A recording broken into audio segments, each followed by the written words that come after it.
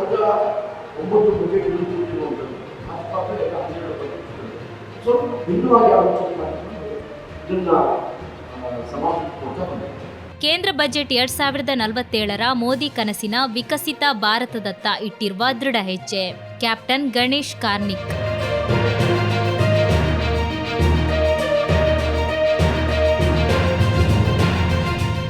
ಕೇಂದ್ರ ವಿತ್ತ ಸಚಿವೆ ನಿರ್ಮಲಾ ಸೀತಾರಾಮನ್ ಅವರು ಮಂಡಿಸಿದ ₹53.5 ಲಕ್ಷ ಕೋಟಿ ಗಾತ್ರದ 9ನೇ ಬಜೆಟ್ ಪ್ರಧಾನಿ ನರೇಂದ್ರ ಮೋದಿ ಅವರ ಕನಸಿನ ವಿಕಸಿತ ಭಾರತದತ್ತ ಇಟ್ಟಿರುವ ಇನ್ನೊಂದು ದೃಢ ಹೆಜ್ಜೆಯಾಗಿದೆ ಎಂದು ಮಾಜಿ ವಿಧಾನ ಪರಿಷತ್ ಸದಸ್ಯ ಕ್ಯಾಪ್ಟನ್ ಗಣೇಶ್ ಕಾರ್ಣಿಕ್ ಹೇಳಿದರು.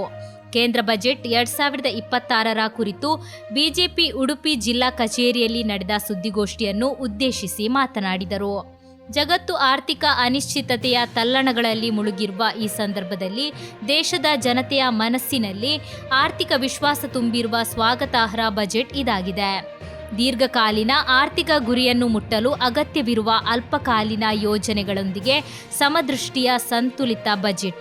ಯಾವುದೇ ಸಮುದಾಯವನ್ನಾಗಲಿ, ಸಾರ್ವಜನಿಕ ಸಂಸ್ಥೆಯನ್ನಾಗಲಿ, ಸಾಮಾಜಿಕ ವರ್ಗಗಳನ್ನಾಗಲಿ ತುಷ್ಟೀಕರಿಸುವ ಯೋಜನೆಗಳಿಗೆ ವಿರುದ್ಧವಾಗಿ ಜಾಗತಿಕ ಆರ್ಥಿಕ ತಲ್ಲಣವನ್ನು ಗಮನದಲ್ಲಿರಿಸಿಕೊಂಡು ದೇಶದ ಜನತೆಯ ಭವಿಷ್ಯದ ಹಿತವನ್ನು ಕಾಪಾಡಲು ಅಗತ್ಯವಿರುವ ಯೋಚನೆ ಮತ್ತು ಯೋಜನೆಗಳನ್ನು ಹೊಂದಿರುವ ಬಜೆಟ್ ಇದಾಗಿದೆ. ಜನತೆಯ ಆಶೋತ್ತರಗಳನ್ನು ಸಾಧಿಸಬಲ್ಲ ಯೋಜನೆಗಳು ಮತ್ತು ತುಷ್ಟೀಕರಣದ ಮಾನಸಿಕತೆಯಿಂದ ಹೊರಬಂದು ಜನಸಾಮಾನ್ಯರನ್ನು ಕೇಂದ್ರವಾಗಿಸಿರುವ ಜನಪರ ಬಜೆಟ್ ಅಭಿನಂದನೀಯ. ಮೂಲಭೂತ ಸೌಕರ್ಯಗಳು, ಕೃಷಿ, ಉದ್ಯೋಗ, ಸೆಮಿಕಂಡಕ್ಟರ್, ಅಪರೂಪದ ಖನಿಜಗಳು, ಡಾಟಾ ಸೆಂಟರ್ ಮುಂತಾದ ಕ್ಷೇತ್ರಗಳಲ್ಲಿ ಸ್ವಾವಲಂಬನೆಯ ಯೋಜನೆಗಳ ಅಭಿವೃದ್ಧಿಗೆ ಪೂರಕವಾಗಿರುವ ಉತ್ತಮ ಬಜೆಟ್. ಉತ್ಪಾದನೆ, ಉದ್ಯೋಗ ಮತ್ತು ಸೇವಾ ಕ್ಷೇತ್ರಗಳಿಗೆ ಆದ್ಯತೆ ನೀಡಿದ ಬಜೆಟ್ ಇದಾಗಿದೆ ಎಂದರು.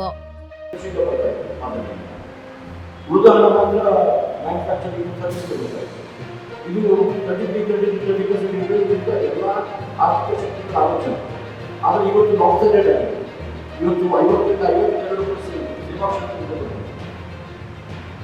ಇದು ಚೆನ್ನಾಗಿದೆ. ನಾವು ಮ್ಯಾನುಫ್ಯಾಕ್ಚರಿಂಗ್ ಸೆಕ್ಟರ್ಗೆ ಹೆಚ್ಚು ಆದ್ಯತೆ ಕೊಡಬೇಕು. ಆ ಕಾರಣಕ್ಕಾಗಿ ಕೃಷಿ, ಮ್ಯಾನುಫ್ಯಾಕ್ಚರಿಂಗ್ ಆ್ಯಂಡ್ ಸರ್ವಿಸಸ್ ಈ 3 ಕ್ಷೇತ್ರಗಳನ್ನು ಬ್ಯಾಲೆನ್ಸ್ ಮಾಡಬೇಕು.